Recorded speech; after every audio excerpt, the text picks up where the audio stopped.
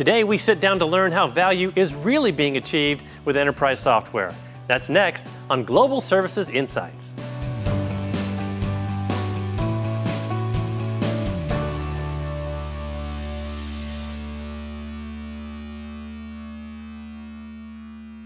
Thank you for joining the conversation. We're here talking about value with enterprise software, and I'm here with Jerry and HD. Jerry, why don't we get started with you? Let's just define the term value. What does it mean? Value means different things to different people, right? So it's really about realizing something that you originally expected. So you set some expectations, and if you get to those expectations at the end, then you've realized the value of what you've thought. That's value from my mind. That's a very clear way to define it. I like that, expectation. So HD, we brought you here because we know you work with customers in the trenches all the time. What do you think are some of the typical challenges they're facing with enterprise software?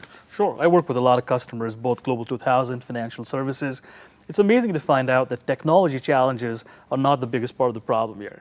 What we really see is organizations interacting with one another or not interacting with one another, and they're challenged with their partners or with just working internally within the departments. That's one of the biggest problems we see in these organizations. More of the human side. Exactly. I would have guessed it would be like technology integration. That's right. And analysts are saying that, for example, ServiceNow has a world-class platform, but customers still not realizing or getting those expectations they're looking for. What do you think is the culprit there? Procuring software is step one. Evaluating, selecting, solutioning, all that is the early phase of a complete life cycle of a software solution, a journey as we may call it, right?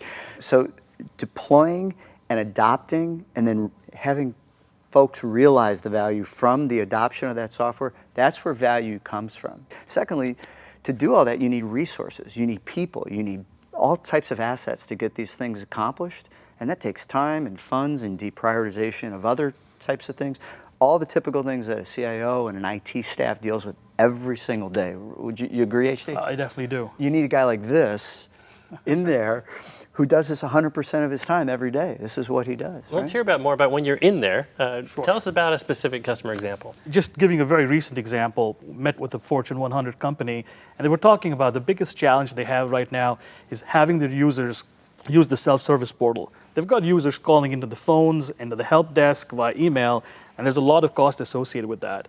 So we came in, we took a look at what the gaps are, how do we map to from point A to point B, how can they build a very nice, jazzy self-service portal the customers get excited to use that meets with what they have today, understand what knowledge base they have, and really start to use the self-service portal versus calling it in. 6 months later, we went back and they told us that they've already started to see cost savings based on this initiative.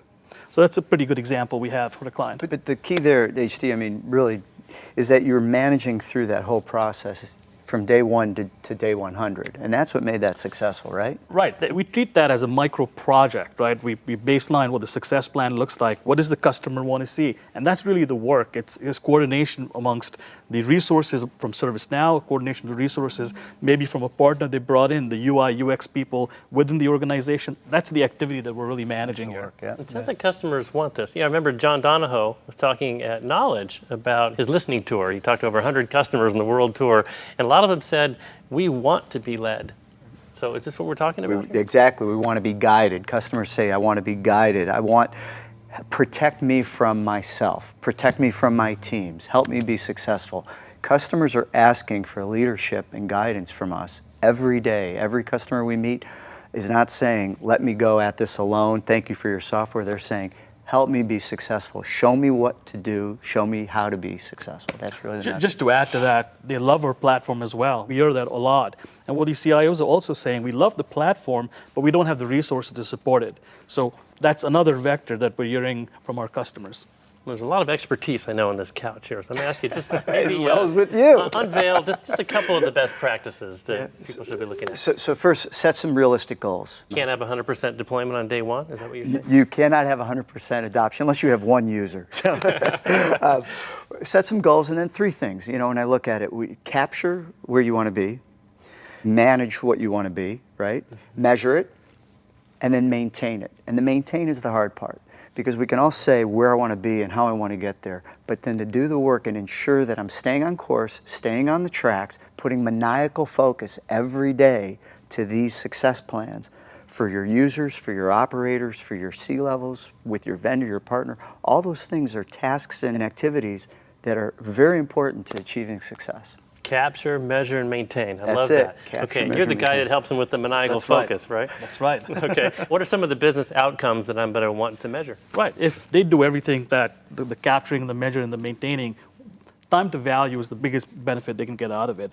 It's some of the ancillary savings are also cost optimization, resource optimization, but the most important is the time to value, given the bench strength ServiceNow brings to the table. Great. So if anybody's going after value realization services, it's all about how much time can I get to my expectation. All right, Jerry, I'm going to give you the last word here.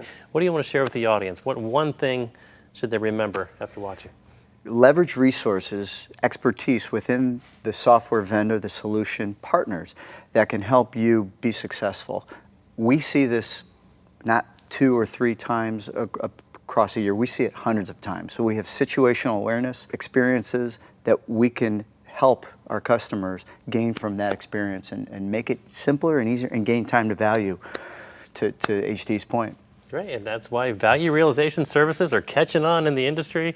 HD, where can I go to learn more about what you do specifically? Sure, you can go on our website, servicenow.com/services. All right, Himanshu and Jerry, thank you so much for being on the show today. We Thanks, appreciate David. you sharing Thank the you. insights. Appreciate it.